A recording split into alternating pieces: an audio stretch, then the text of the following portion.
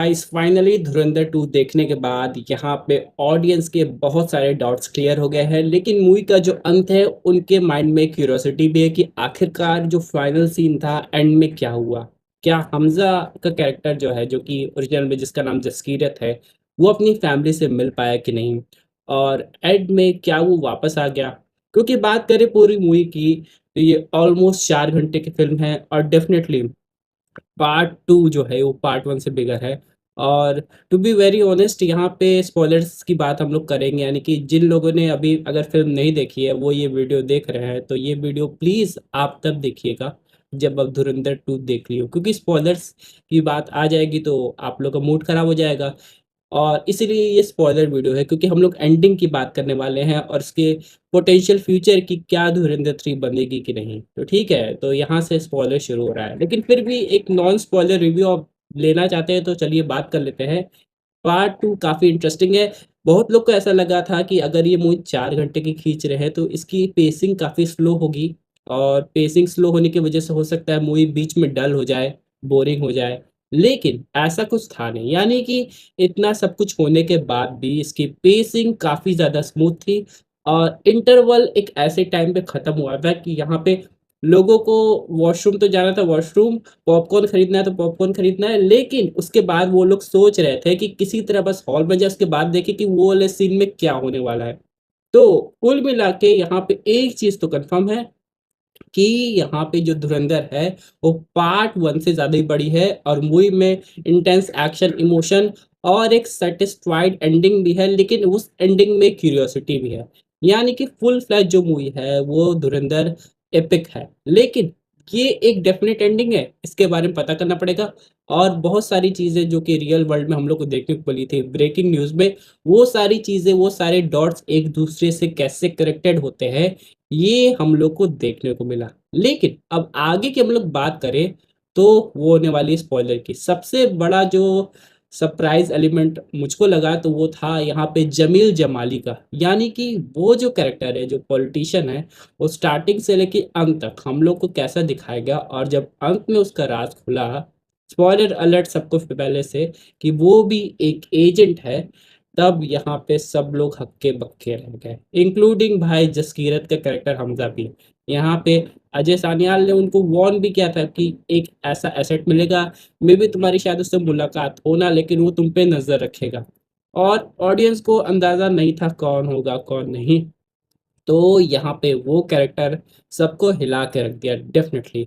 और वो बड़े साहब वाला एंगल भी काफ़ी ज़्यादा शॉकिंग लगा, क्योंकि एक तरीके से देखा जाए तो यहाँ पे सब लोग अलग-अलग टाइप की थ्योरी बना रहे थे, लेकिन फाइनली उसका डॉट और ये जमील जमाली वाला डॉट जब एक दूसरे से कनेक्ट हुआ, कैसे वो उससे बेड पे चला गया, बेड रिडन हो गया, वो भी काफ़ी अच्छी तरीके से एक्सप्लेन किया गया। तो ये कहानी तो यहाँ तक सॉर्टेड हो गई।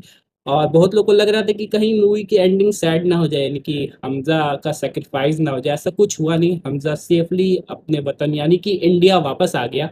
उसके बाद यहाँ पे अजय सान्याल को खबर मिलती है कि उसका एसेट लूज़ है, यानी कि उनको भी नहीं पता था कि वो अपने गाँव जाने वाला है, और वो चला जाता है। जब वो पहुँचता है तो अपनी फैमिली को देखता है, लेकिन वो दूर से देखता है, थोड़ा पास जाता है, फिर उसके माइंड में कुछ हिचक होती है और वहीं पे रुक जाता है।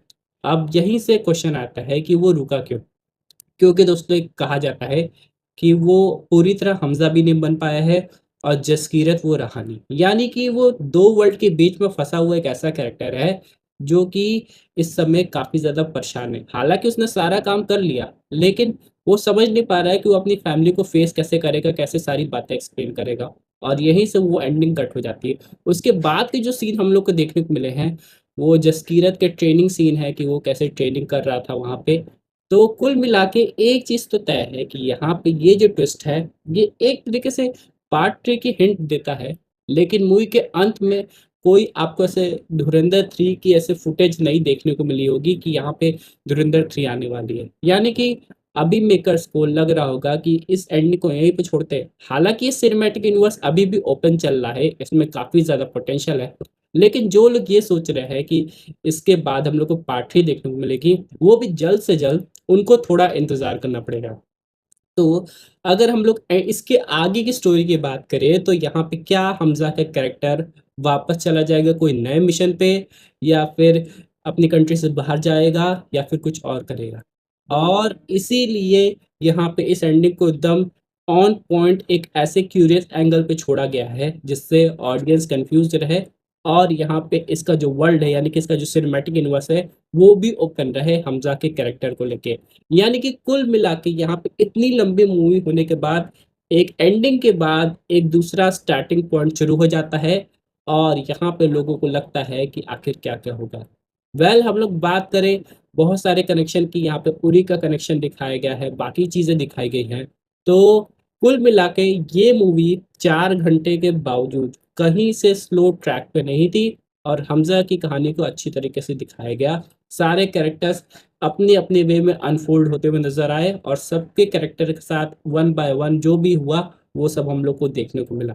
लेकिन अब आगे की बात करें तो यहाँ पे ऑडियंस जानना चाहती है कि क्या इतनी बड़ी मूवी के बाद धुरंधर 3 बनती है कि नहीं? क्योंकि अभी 2-3 दिन पहले ये खबर आ रही थी कि यहाँ पे आदित्य धर को जियो स्टूडियोज़ ने कहा है कि उनको धुरंधर 3 पे जल्द से जल्द वर्क करना चाहिए।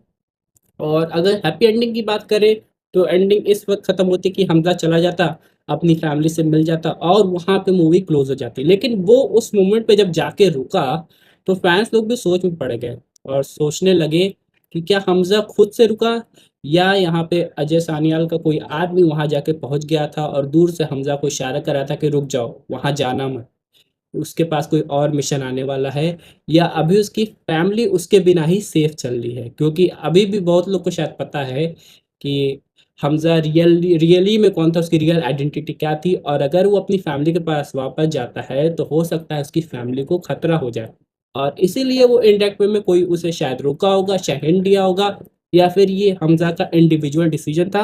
वो अपनी फैमिली से मिलना नहीं चाहता था, बस वो उनको ध्यान से दूर से देखना चाहता था और इतना ही उसके लिए बहुत था।